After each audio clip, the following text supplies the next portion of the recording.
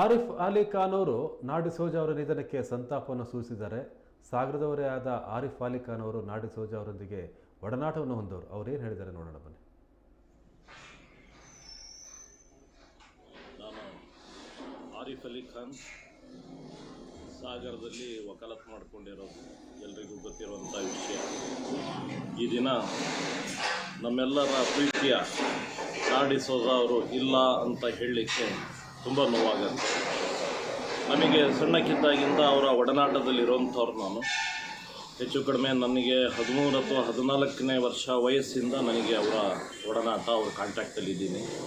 ನಮ್ಮ ಕಿರಿಮನೆಯವರು ಈಗ ಒಂದು 20 ವರ್ಷದಿಂದ ನಮ್ಮ ಎದುರು ಮನೆಯವರು. ನಾವು ನಮ್ಮ ಮನೆ ಓಪನ್ ಮಾಡಿದ ತಕ್ಷಣ ಬಾಗಿಲು ಅವ್ರು ಕಾಣಬೇಕು, ಅವ್ರ ಮನೆಗೆ ನಾವು ಕಾಣಬೇಕು ಅಂತ ಒಂದು ಸಂಪರ್ಕ ಇದ್ದಂಥ ವ್ಯಕ್ತಿ.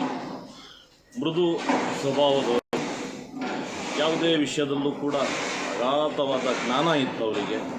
ಪ್ರತಿಯೊಂದನ್ನು ಕೂಡ ವಿಮರ್ಶೆ ಮಾಡೋರು. ಅದರಲ್ಲೂ ಊರಿನ ವಿಷಯ ಬಂದಾಗಂತೂ ಯಾವಾಗಲೂ ರಾಜಿ ಮಾಡಿಕೊಂಡಂಥ ವ್ಯಕ್ತಿ ಅಲ್ಲ. ಸಾರ್ವಜನಿಕ ವಿಷಯಗಳಲ್ಲಿ ಮತ್ತು ಏನು ಹೇಳಬೇಕು ಅದನ್ನೆಲ್ಲ ತುಂಬ ಚೊಕ್ಕವಾಗಿ ಹೇಳುವಂಥ ಮನುಷ್ಯ. ಯಾವುದೇ ವಿಷಯ ಇರಲಿ, ರೈಲ್ವೆ ಹೋರಾಟ ಇರಲಿ ಅಥವಾ ಊರಿಗೆ ಸಾರ್ವಜನಿಕರಿಗೆ ಬೇಕಾಗುವಂಥ ಯಾವುದೇ ವಿಷಯ ಇರಲಿ, ಅವರು ಯಾವಾಗಲೂ ಮುಂದಿರುತ್ತಿದ್ದರು. ನಮ್ಮನ್ನು ಕೂಡ ಕರಿತಿದ್ರು, ಬನ್ನಿ ವಕೀಲರೇ ಹೋಗೋಣ. ಹೀಗೆ ಅವರ ಆ ಸ್ವಭಾವದವರು. ಎಲ್ಲ ವಿಷಯ ಗೊತ್ತಿದ್ದರೂ ಕೂಡ ಎಂದು ಕೂಗಿ ಕಿರುಚಾಡಿ ಯಾವ ವಿಷಯ ಹೇಳಿದವರಲ್ಲ. ಎಲ್ಲ ವಿಷಯಗಳು ಜನರಿಗೆ ಮನಸ್ಸಿಗೆ ತಾಗೋ ರೀತಿ ಅದನ್ನು ಹೇಳುವಂಥ ಸ್ವಭಾವ ಇರುವಂಥ ಮನುಷ್ಯ. ದೊಡ್ಡ ವ್ಯಕ್ತಿ. ಅವ್ರ ಬಗ್ಗೆ ನಾವು ಏನೂ ಹೇಳಲಿಕ್ಕೂ ಪದಗಳು ಕೂಡ ಸಾಲದು. ಅಂಥ ವ್ಯಕ್ತಿಯನ್ನು ನಾವು ಇವತ್ತು ಕಳ್ಕೊಂಡಿದ್ದೀವಿ. ಊರಿನಲ್ಲಿ ಎಲ್ರಿಗೂ ದುಃಖ ಆಗಿರುವಂಥ ವಿಷಯ ಇದು. ತುಂಬ ಒಳ್ಳೆ ರೀತಿಯಿಂದ ಎಲ್ಲರ ಜೊತೆ ಇದ್ದವರು. ಸಾಕಷ್ಟು ಸಮಯದಲ್ಲಿ ನಾವು ಕೆಲವು ಸಣ್ಣ ಪುಟ್ಟ ಸಹಾಯ ಅವರಿಂದ ಪಡ್ಕೊಂಡಿರ್ಬೋದು. ಇನ್ನು ಅವರು ಕೂಡ ನಮ್ಮ ಜೊತೆ ಅದೇ ರೀತಿ ಬಾಂಧವ್ಯ ಇಟ್ಟುಕೊಂಡಿದ್ದರು. ಈ ಸಂದರ್ಭದಲ್ಲಿ ನಮ್ಮ ವಿಲಿಯಮ್ ಸರನ್ನು ಕೂಡ ನಾವು ನೆನೆಸ್ಕೊಳ್ಕೋಬೇಕಾಗತ್ತೆ. ಅಕ್ಕಪಕ್ಕದವರು ನಾವು ಒಂದು ಕಡೆ ನಾಡಿಸೋದವರಿದ್ದರು, ಇನ್ನೊಂದು ಕಡೆ ವಿಲಿಯಮ್ ಸರ್ ಇದ್ದರು. ಅದರಲ್ಲೂ ಈ ಕೊರೋನಾ ಸಂದರ್ಭದಲ್ಲಿ ನಮ್ಮ ಒಡನಾಟ ಇನ್ನೂ ಹೆಚ್ಚಿಗೆ ಆಯಿತು. ಸಾಕಷ್ಟು ಪುಸ್ತಕಗಳನ್ನು ನಾನು ಕೊಟ್ಟು ಓದಿಸ್ತಿದ್ರು. ಓದಾದಮೇಲೆ ಅದ್ರ ಬಗ್ಗೆ ಕೇಳುತ್ತಿದ್ದರು, ಓದಿದ್ದೀರಾ, ಹೇಗಿದೆ, ಏನು ಅಂತೇಳಿ. ಇಂಥವೆಲ್ಲ ಒಂದು ನಡೀತಾ ಇತ್ತು ನಮ್ಮಿಬ್ಬರ ಮಧ್ಯ.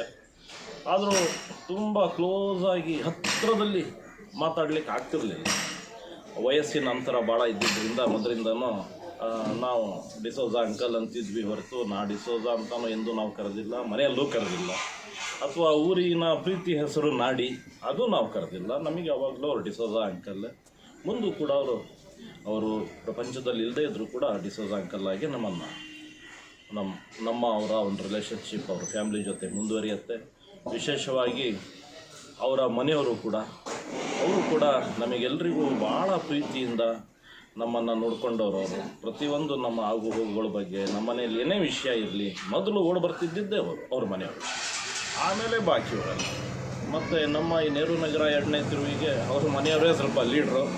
ಎಲ್ಲದರಲ್ಲೂ ಕೂಡ ಮುಂದಾಳತ್ವ ವಹಿಸ್ಕೊಂಡು ಭಾಳ ಚೆನ್ನಾಗಿ ಎಲ್ಲರನ್ನ ನಿಭಾಯಿಸ್ಕೊಂಡು ಸಂಭಾಲಿಸ್ಕೊಂಡು ಹೋಗ್ತಿದ್ದ ವ್ಯಕ್ತಿ. ಅಂಥ ವ್ಯಕ್ತಿತ್ವ ಹೊಂದಿದ್ರು ಅವರು.